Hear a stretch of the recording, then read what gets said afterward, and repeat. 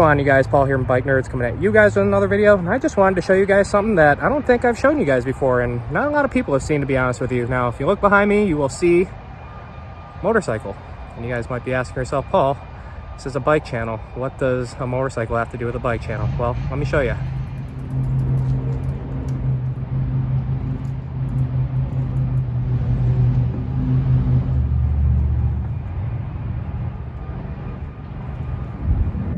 Alright, so after the quick demonstration, I'm pretty sure you guys have figured out what this is. Now, I've gotten a lot of mixed opinions on this thing. Some people say that this is the dumbest and sketchiest thing they've ever seen in their life, and I've also had people say that it's absolutely brilliant. Now, bicycle racks is not a new concept by any means. There's actually companies out there that, produce them and sell them on the market. However, this is just one that I whipped up in my garage. This is just one that I whipped up in my garage on like a Friday night when I was just bored. Now, the backstory on this thing and how this thing came about is, I don't know if you guys remember back in 2022, but the price of gasoline was hovering around $5, between $5 and $5.50 a gallon. And that was pretty much all summer long.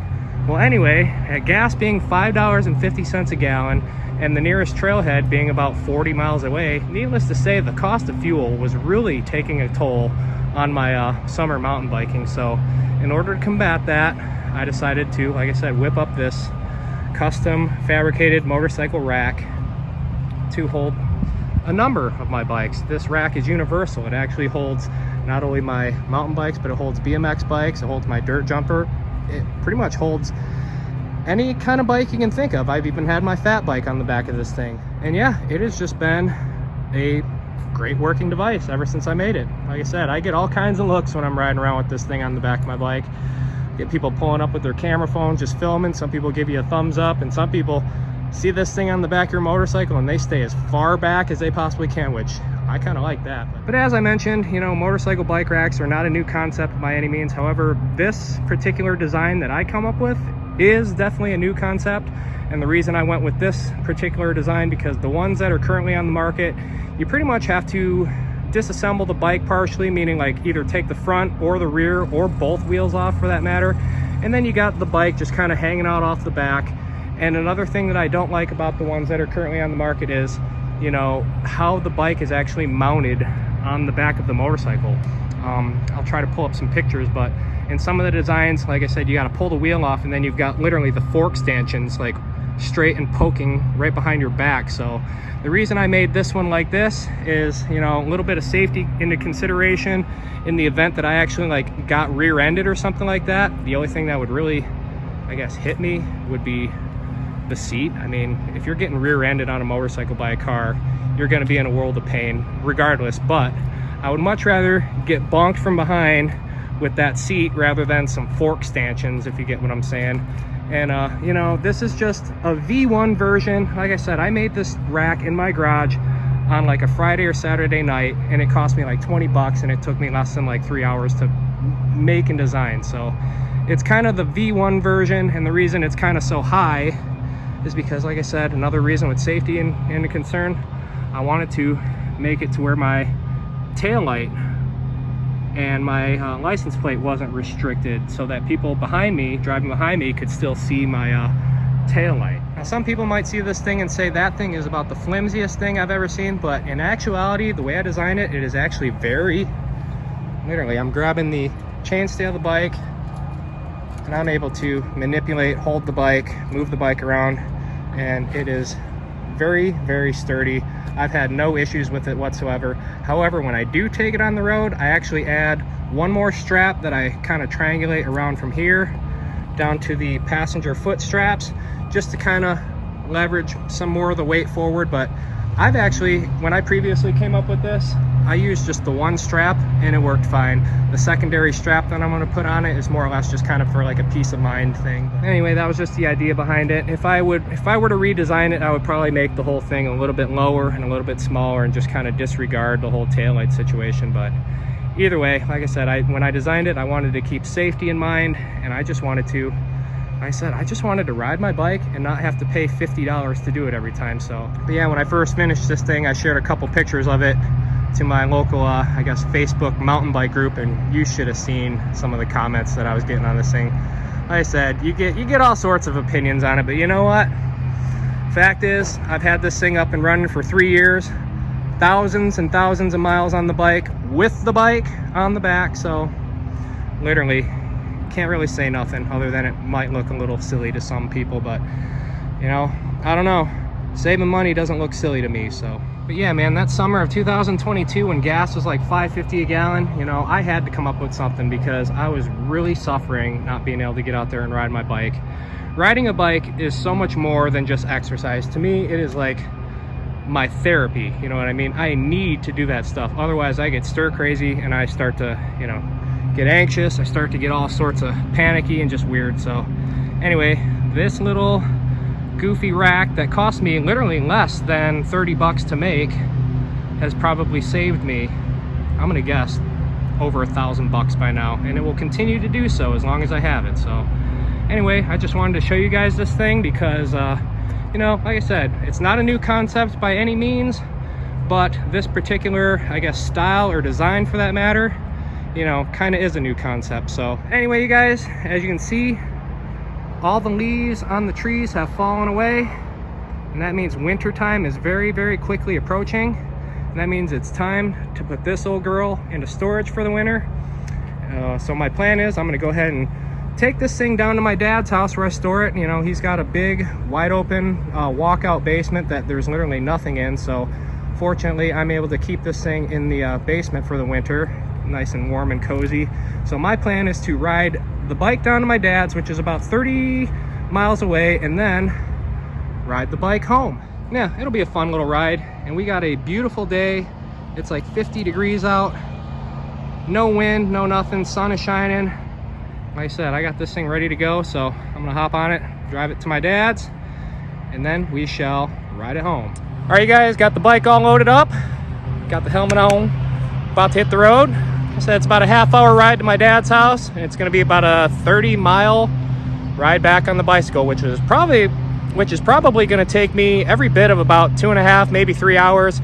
It's currently like 2:30 p.m. right now, and like I said, it is fall season right here, so you know, by the time I get home, it will most likely be between 5:30, 6 o'clock. So it will definitely be dark, but hey, gotta do it. Gotta do it sometime. So let's get it.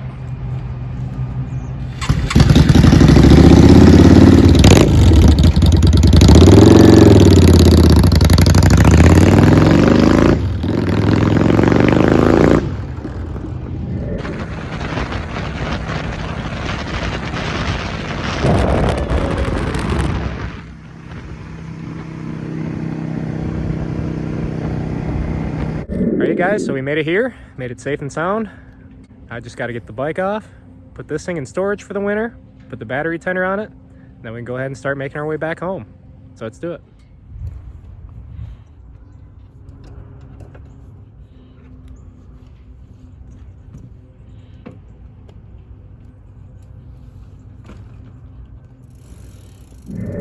Alright, so here the bike will rest for about, I don't know, 5 months or so. Keep you nice and warm. There you go. So enjoy your hibernation, and I will see you in April. All right guys, so I got the bike all put up. Now I got to hop on this bike and make my way home. Now it's like 10 after 4, so it is definitely going to be dark by the time we get there, but hey, it'll be a fun ride. The sooner we get going, the sooner we'll get home, so let's get after it. All right guys, so I'm already less than a mile into this, and I'm already having second thoughts. But like I said, the only way for me to get home at this point is to ride this bicycle. Gotta make hay while the sun shines is what they say, right? I wish I would have started this journey a lot sooner, because like I said, it's currently, I don't know, after 4 p.m.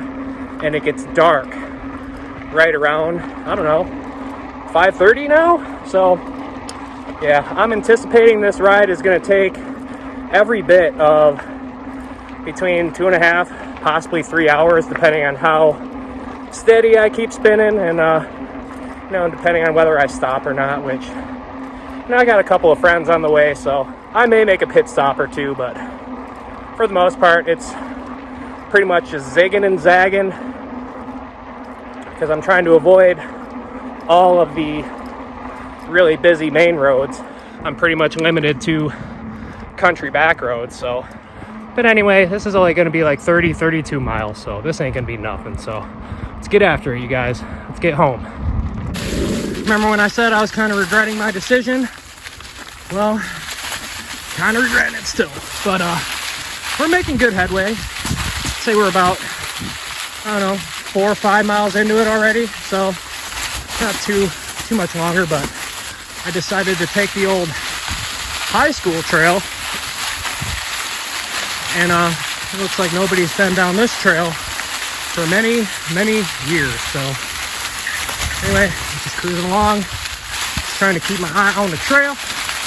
But yeah, thought I was going to take this little shortcut here, but with all the down trees I'm having to hop over and duck and go around and whatnot, definitely only adding to our time here. So alright guys, so sun is starting to go down pretty rapidly. We are currently at Wolf Road and Grange Hall, which I would say is about maybe a third of the way home. But yeah, we're making pretty good time actually. But like I said, sun's going down, and once that sun starts going down, it goes down quick. So anyway, let's keep moving. All right, so it is currently 5 p.m. and we left my dad's house at 10 after 4. We're already at Croup Road in Groveland, so that's at least 10 miles away from my dad. So we're making pretty good time. So I don't think we'll make it home before it goes completely dark, but we're making good time. So I'm gonna keep on moving and try not to get killed by these cars. I hate riding along these main roads. It's so sketchy, and just people are just mean. Something about me riding a bicycle on the side of the road really offends people. So I'm trying to stay off these paved main roads as much as humanly possible. So yeah.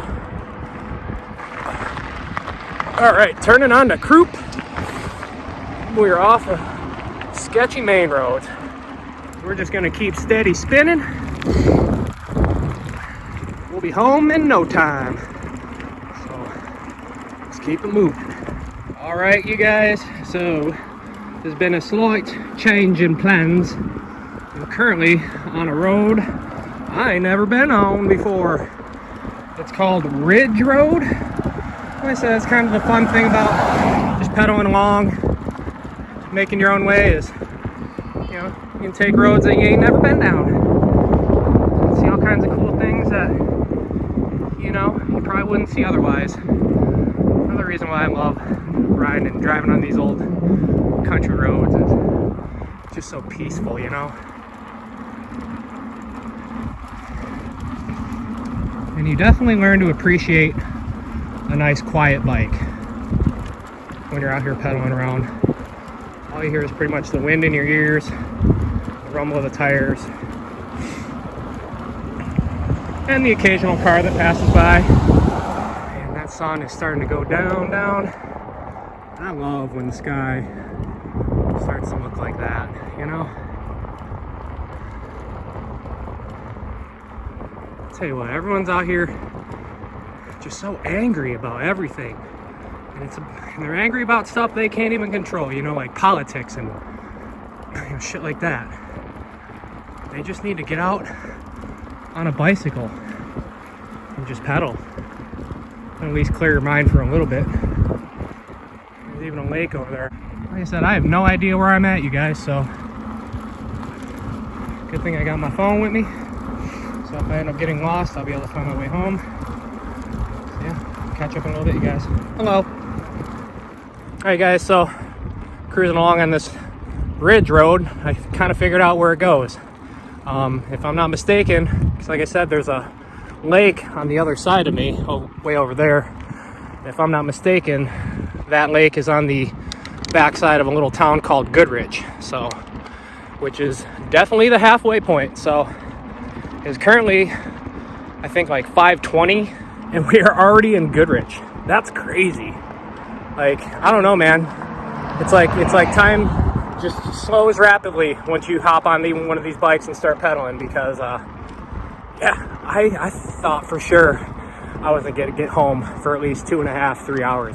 We're already an hour and 10 into it, and I just been leisurely pedaling. I'm not like in racer mode or anything like that. I'm just steady spinning and cruising, you know. So yeah, already halfway. So once it gets dark, you know, I'll probably chill out on the filming a bit, because obviously you guys won't be able to see nothing, but we're definitely making good time.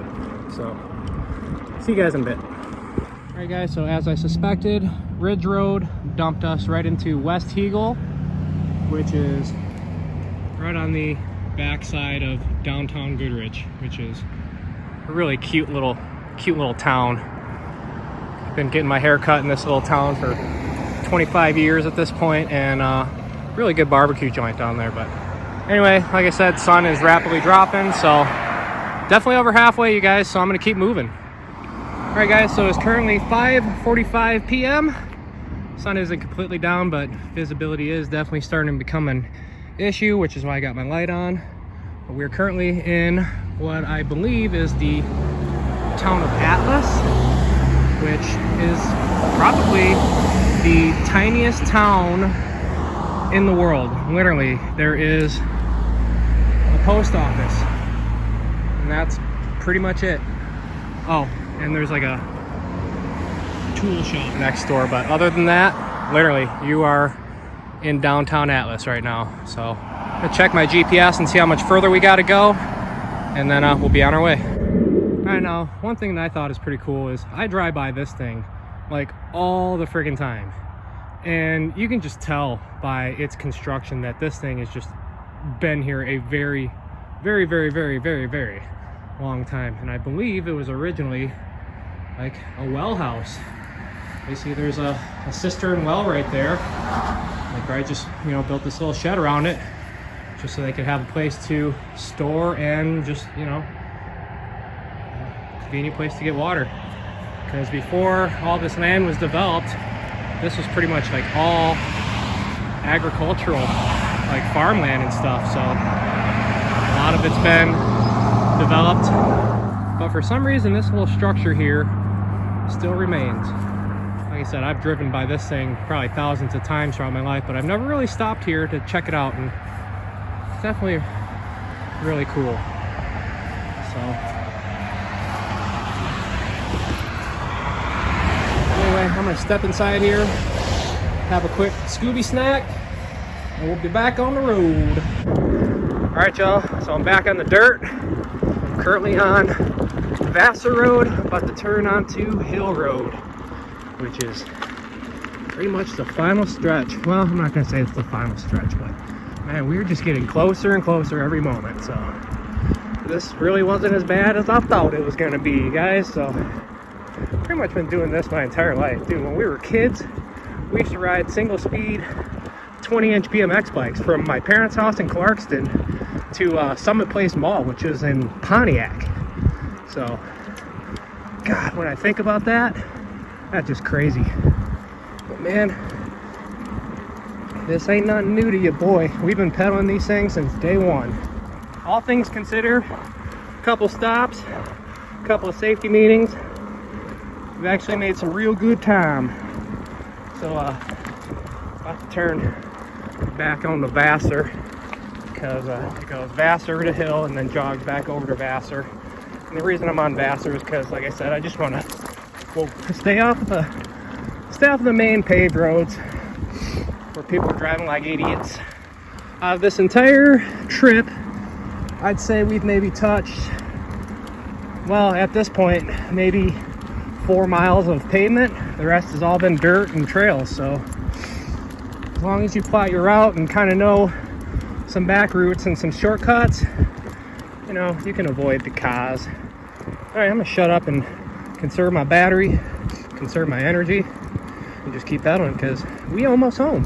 Good thing too, because like I said, when that sun goes down, it gets chilly. If I were to guess, it's probably like 40 degrees right now, maybe even less. So yeah, I'll check back and report back, but it's getting cold.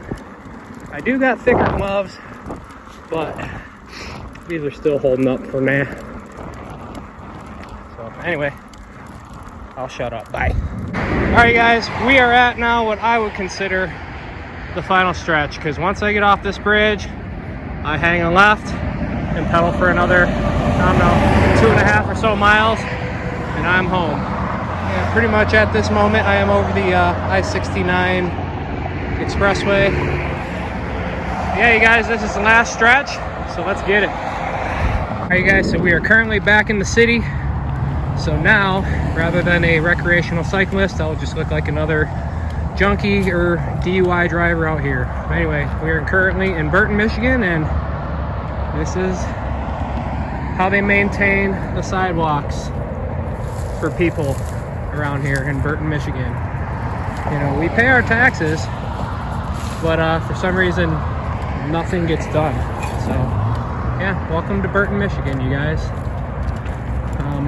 They have an annual toilet seat throwing competition. I'm not even bullshitting. All right, guys. So it is now 7:04 p.m. and we are back home. Oh, that was a good one, you guys. But honestly, it wasn't as bad as I thought it was going to be. It was actually a really nice ride. So anyway, I'm gonna go ahead and go inside and get warmed up. And I'll check back in. All right, you guys, so we just got home a couple minutes ago, and boy, am I glad to be here, because like I said, once that sun starts to go down, it starts to get cold quick. But anyway, you guys, it ended up just being just shy of 30 miles according to my tracker. And the reason I think it ended up being a little shorter than anticipated is because that road that I turned down, Ridge Road, actually shaved about 1.5 miles, maybe 2 miles off my original planned route, just because it was like more of a direct, like straight shot into Goodrich. My original route was kind of more dirt roads, and it was kind of taking me more on the outskirts. So I would have had to head a little more east before I headed north. Ridge Road just kind of took me straight into Goodrich, and once I got there, it was more of like a straight shot home. And all things considered, you know, we made it here in just shy of 3 hours. You know, I could have shaved off a lot more time, but once it started to get dark, I became a little more laxed about making time. You know, like I said, I hung out at that stone hut building for at least a half hour. And I also stopped at a little party store on the way there. So with that considered, we probably could have shaved another half hour, maybe even 45 minutes or more off of our initial ride. So like I said, really not a bad ride at all. The bike itself rode amazing, which I love that bike. That is honestly my favorite bike out of all, like the mountain bikes and stuff that I own. That's probably one of my favorite ones. That's the first mountain bike that I ever bought. And, you know, granted, I pretty much changed every single component on it other than like the cranks and the frame. But other than that, you know, I just love that bike, and you know, it's a good riding machine. But anyway, I think I'm gonna go inside now. I'm gonna warm up, make some dinner, and then just relax for a bit. I appreciate you guys hanging out and riding with me. If you guys haven't already, please consider subscribing to the channel. It really helps us out. Last time I checked, I think we were just shy of 300 subscribers, and I would love to see us at like 500 and beyond. But anyway, you guys, like I said, I appreciate you guys watching. Until then, this is Paul from BikeNerds signing out. I'll see you in the next one.